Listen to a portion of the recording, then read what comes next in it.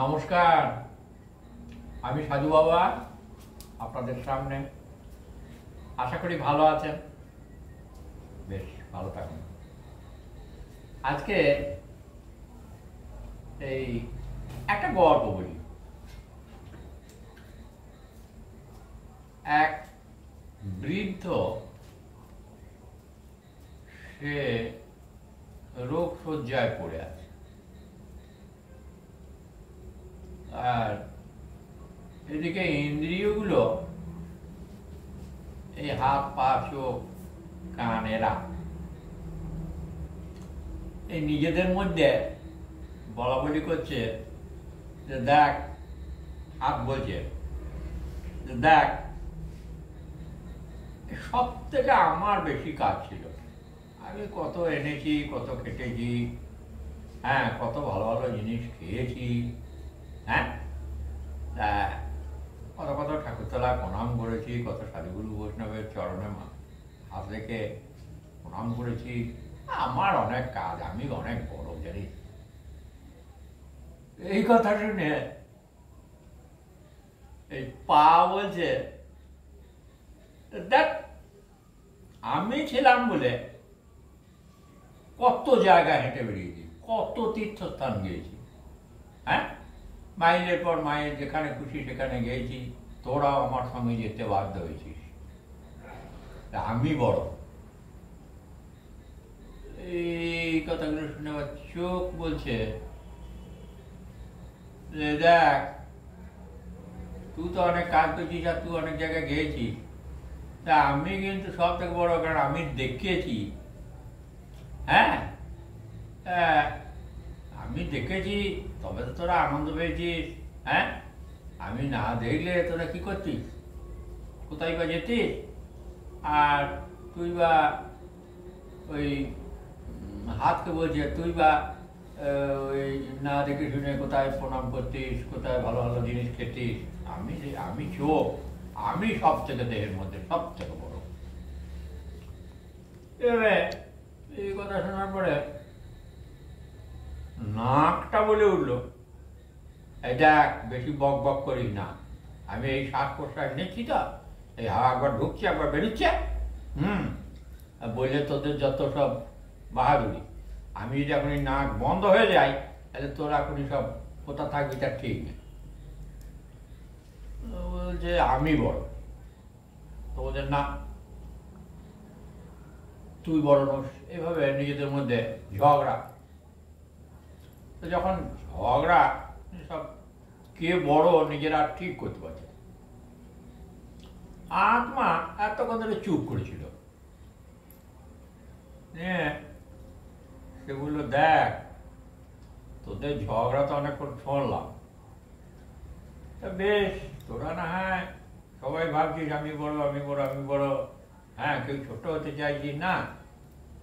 তা বেশ, দেখ, আমি এই তো তোদের মাঝখানেই রয়েছি। তোরা সব নিজে নিজে ভালো ভালো কাজগুলো করিস, ঠিক ঠিক আছিস। তোরা নিশ্চয়ই বড়, কারণ আমাকে তোরা ধরে রেখেছিস। আমি সেদিক থেকে কৃতজ্ঞ অবশ্য, কারণ তোরা যদি ঠিক ঠিক মতন না কাজ করিস, না যদি ঠিক ঠিক মতন ওই চলিস, তাহলে পরে আমারও তো এখানে টিকে থাকার দায় হয়ে যাবে, আমিও তো থাকতে পারবো। হ্যাঁ, ওই টিয়ে পাখির খাঁচা, যেমন খাঁচাটা যদি খারাপ হয়ে যায়, ভেঙে চুরে যায়, কোনো দিকটা যদি ফাঁক ফাঁক হয়ে যায়, তাহলে ওই পাখিটা পালিয়ে যাবে। তা ঠিক সেরকম আমাকে তোরাই ঠিক আগরবাদ করে ধরে রেখেছিস বাবু, এটা সত্যি। তবে আমি ছোট কিনা বড় তা জানি না, তোরা চিন্তা করে দেখ।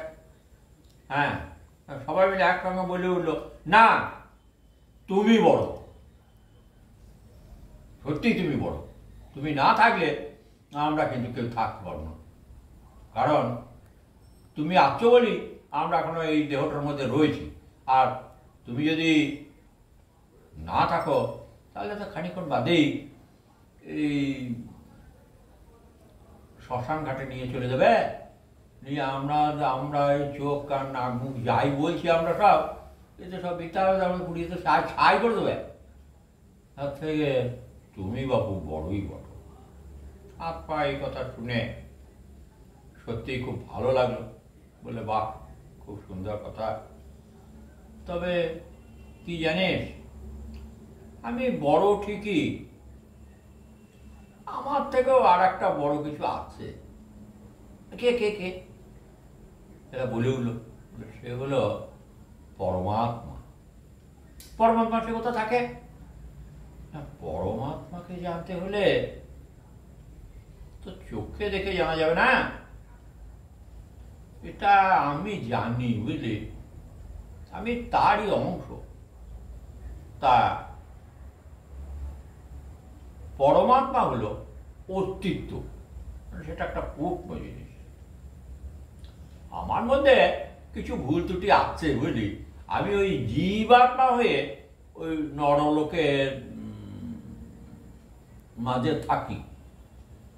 প্রত্যেক জীবের মধ্যে, হ্যাঁ, এই মর্তধামে আমাকে ওই জীবাত্মা নাম দিয়েছে, তা আমি জীবাত্মা হয়ে প্রত্যেক দেহে আমি রয়েছি। হ্যাঁ, আমরা এই যেমন ধর তোদেরকে নিয়ে ওই যে জীব রস সাধন করে, স্বাদ গ্রহণ করে, চোখ দেখে, তারপর মন পরিচালনা করে।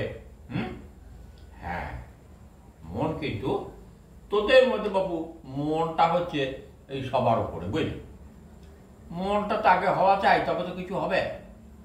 চোখ তখনই দেখে যখন মন হয়। হ্যাঁ, এবার ওই যখন যা মন হয় তখন সেই জায়গায় ওই পা যেতে পারে, হাতও কাজ করতে পারে। তাহলে তোদের মধ্যে হচ্ছে মনটা বড়, আর তোদের সবাইকে নিয়ে আমি রয়েছি, আবার আমার ওপরেও রয়েছে। এটা কিরকম জানিস, ওই যে ওই দেখবি, ভালো করে তাকিয়ে দেখবি, ওই মর্তলোকে অর্থাৎ পৃথিবীর বুকে যেসব রয়েছে না, হ্যাঁ, এই যে যে মানুষটার মধ্যে আমরা সব রয়েছি, বা তুই রয়েছিস, আমি রয়েছি, এই ব্যাপারটা কি মর্তলোকেও ঠিক ওই কতগুলি শিষ্যকে নিয়ে ওই গুরুদেব থাকে। হ্যাঁ, এই শিষ্যরা গুরুদেবকে রক্ষা করে। হ্যাঁ, কারণ ওই চলা বলার দিকটা। আর গুরু কি করে না, ওই শিষ্যগুলোর মঙ্গল কামনা করে। হ্যাঁ, কার কাছে করে? শিষ্য তো জীবাত্মা, এই গুরুদেব তো জীবাত্মা, তা ওই শিষ্যদের জন্য মঙ্গল কামনা করে পরমাত্মার কাছে। হ্যাঁ, সেই পরমাত্মা রূপী যে দেবদেবী হোক আর ওই নিরাকার ব্রহ্মই হোক, সেখানে ওই গুরুদেব প্রার্থনা করে। হ্যাঁ, তেমনি আমিও ওই তোদেরকে ভালোবাসি, ওই ইন্দ্রিয়গুলো বোঝে, তোদেরকে ভালোবাসি, তোদের নিয়ে বেশ সুন্দর ছিলাম, এখনো রয়েছি। তবে জানি না এটা আমার মৃত্যুশয্যা না আবার উঠে আবার কাজকর্ম করতে পারবো, সেটা বুঝতে পারছি না। তবে তোরা সজাগ থাক বুঝলি, তোরা সজাগ থাকলে আমি আবার তোদেরকে নিই আবার কাজকর্মে মেতে উঠতে পারবো। তা এইটা বলে আত্মা চুপ করে গেল। তো বলে, আপনাকে কিভাবে জানবো চিনবো, আপনাকে তো দেখতে পাচ্ছি না গো। ওই ইন্দ্রিয়গুলো বলছে। মন বলল, বললো কেন? আমি প্রাণবায়ু হয়ে থাকি। হ্যাঁ হ্যাঁ, এই প্রাণবায়ু রূপে আত্মাটা মানব দেহে কেন প্রত্যেক জীবদেই থাকে। সেটা বেরিয়ে গেলে আর বেঁচে থাকে না, তখন তাকে মরা বলে। এবার মরার পরে যার যা কাজ তাকে তাই করতে হয়। হ্যাঁ, যাই হোক, আমি এই গল্পটা এখানেই শেষ করলাম। আত্মা প্রাণবায়ুতে এই রয়েছে। আপনারা গল্পটা কেমন লাগলো একটু লিখেও জানাবেন, বা এই সাবস্ক্রাইব নাকি বলে সেটাও করে দেখাবেন বা বোঝাবেন একটু, তাহলে আমি বুঝবো যে আপনারা আমার গল্প শুনেছেন বা দেখেছেন। হ্যাঁ, হ্যাঁ, ভালো থাকুন, নমস্কার।